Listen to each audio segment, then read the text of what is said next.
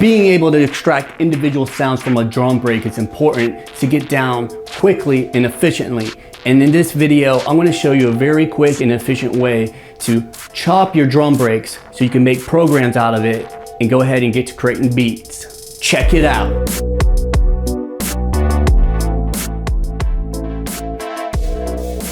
What's up everybody, my name is Matthew Stratton with MPCsampling.com, and on this channel I do sampling videos, tutorials, and overviews for the MPC Live. So if you're new to the channel, consider subscribing. So what's up everybody, welcome back to this series. So in the previous video, we went ahead and recorded a drum break inside of the MPC and trimmed it up. So in this video, I'm going to show you a very simple way you can chop this using the threshold method, and then you could go ahead and create a drum kit out of this and put it in a drum program. I want to show you how to do that right now. So I want to tell you a very fast and easy way to edit this. All right, let's not waste a lot of time here.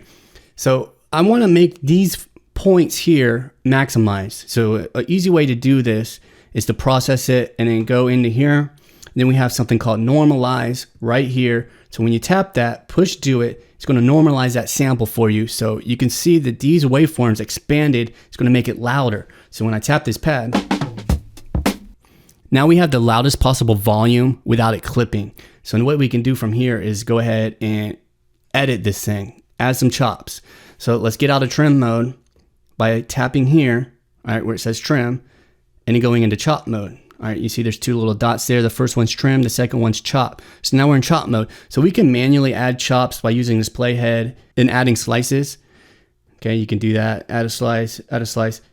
An easier way to do it, because this drum break is so clean, is to simply use threshold. So tap threshold, it's going to find the transients and is going to add slices everywhere where you want slices. Okay, so if you listen, those are our slices and they're pretty good. So threshold's really good when you have drums and it's a nice clean drum break. Now you can see it added flags on exactly every single sound within that sample. All right.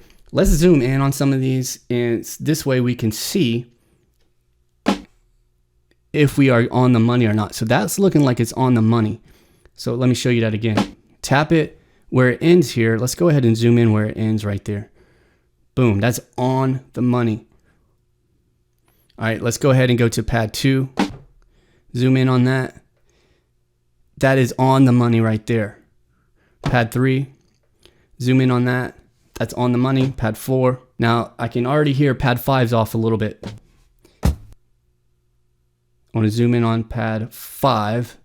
All right. And I actually want to zoom in on the out point because there's a little pop at the end of that. Now you might not be able to hear it unless you have headphones on, but there is actually a little pop at the end of that because the other sample's starting to come in. So what I'm going to do is go in there, select the endpoint and pull it back a little bit. And then zoom out on that. So that's nice and clean. Now what that does, let me zoom in on the start point of pad 6.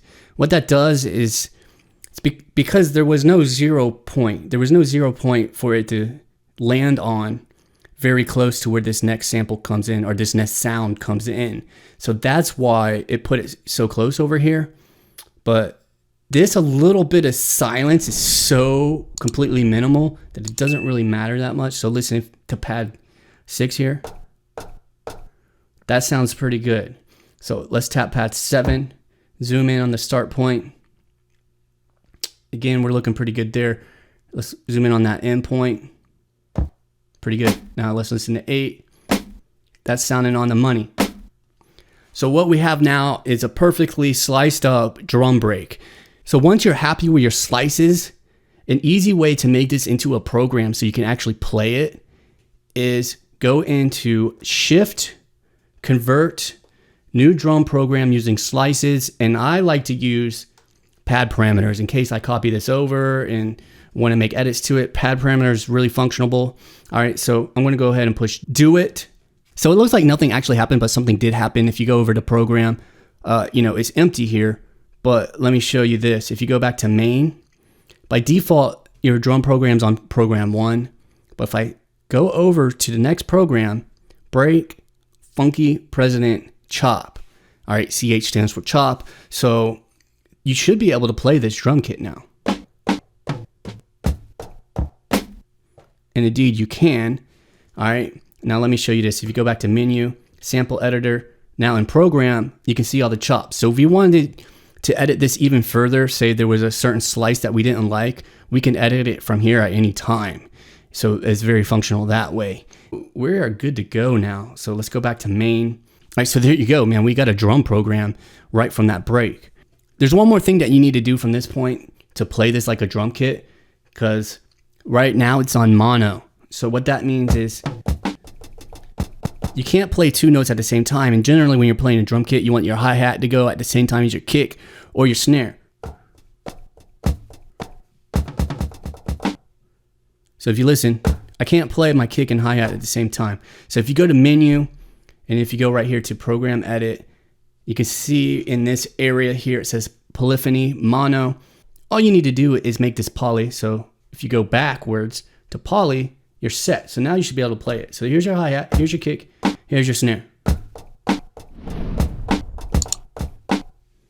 So we're good to go. If you want more tips about sampling, head over to mpcsampling.com where you can get some more tips about sampling. If you want to check out the previous videos in this series, click or tap the screen over here. It's going to take you to the previous videos and the future videos in this series. And if you want to go ahead and get notified when I come out with new videos, subscribe to the channel, click the bell icon, and remember to like this video. My name is Matthew. Continue creating music, and we'll talk soon.